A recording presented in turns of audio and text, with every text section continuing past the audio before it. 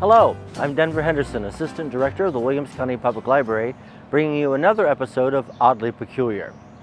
For over 100 years, there's been a legend in Williams County concerning a tunnel leading from the jail here in Bryan to the courthouse here in Bryan. And today we're going to discuss it. But a little history. In 1889, as the construction of the courthouse was being completed, the concept of heating the courthouse came before the commissioners. Now the commissioners and the general public were concerned about putting boilers in the building, as a boiler explosion would naturally burn down the building. So, in 1889, they bought lot 143 across Lynn Street from Mr. Marshall for the grand sum of $850 in order to construct a 40 by 60 heating house. That is where the boilers would be. Also, in order to heat the county jail, they constructed a tunnel from the heating house to the county jail and across the street to the courthouse.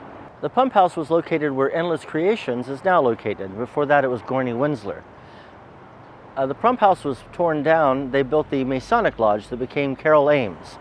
Interestingly enough, the Carol Ames building burned down in 1946, the costliest fire in Bryan history. So the courthouse didn't burn down because of heating. The Carol Ames burned down because of rags in the basement. A slight irony. So, everything was set.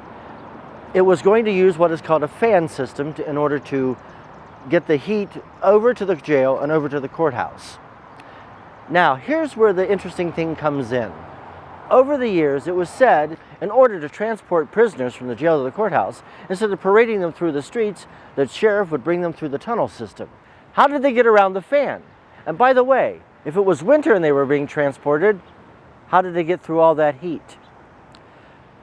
The tunnel system did exist until the 1930s when they brought in modern heating into the courthouse. The entrance to the tunnels were still visible, as this 1991 photograph shows, well into the 90s, until they were bricked over, and now no trace of them exists. As you can see, the entrance was rather large. The tunnel narrowed as it got closer to the heating house. But the legend has persisted that prisoners were ferried from the jail to the courthouse through the heating tunnels. And that legend is oddly peculiar.